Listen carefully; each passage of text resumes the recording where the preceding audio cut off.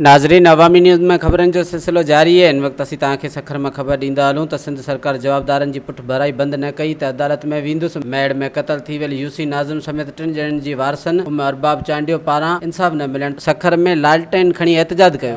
सभिनि खे ख़बर आहे त ही जेका मर्डर थिया हुआ 17 जनवरी 2018 ते थिया हुआ ऐं उनखां अलावा मां जेका स्ट्रगल कयां थी, सभिनि खे ख़बर आहे त मां सिंध जे जेके जागीरदार सरदार आहिनि उन्हनि जे ख़िलाफ़ बीठी आहियां, छो त उन्हनि तमामु घणा सिंध में क़त्ल कराए चुका आहिनि। न सिर्फ़ु मुंहिंजो घर बर्बाद पर काफ़ी घर उहे बर्बाद करे चुका आहिनि।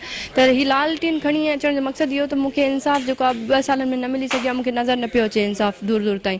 त उनजे करे मां इहे हिकिड़ी रोशनी हिकिड़ो चिराग खणी आई आहियां त शायदि इन रोशनी सां मूंखे किथे इंसाफ़ मिली वञे। ऐं मां सखर प्रेस क्लब में उहो इंसाफ़ ॻोल्हण आई हुयमि त शायदि मीडिया जा जेके भाइर आहिनि, जेके सहाफ़ी भाइर आहिनि, इंडिपेंडेंट आहिनि, उहे मूंखे इंसाफ़ ॾियाराए सघनि, छो त मीडिया जेका आहे उनजो तमामु सुठो हिकिड़ो पावर आहे।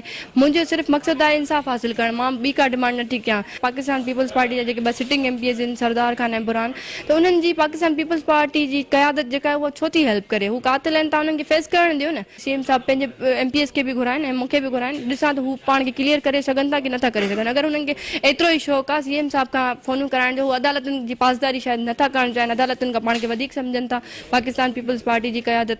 त CM साहब खे मुंहिंजी इहा रिक्वेस्ट ई सम्झनि। खुदा रा मां ऑलरेडी पंहिंजे मसइलनि में आहियां, मूंखे परेशान न कयो वञे। मां इंसाफ़ हासिल करण जे लाइ ॿाहिरि निकिती आहियां, मां जेका दर बदर आहियां सिर्फ़ु इंसाफ़ हासिल करण लाइ। त तव्हां पंहिंजे जेके पार्टी में कातिल आहिनि उन्हनि जी कम अज़ कम सरपरस्ती न कयो। तव्हां मूंखे इंसाफ़ वठराए नथा ॾेई सघो त तव्हां में रुकावट न बणिजो।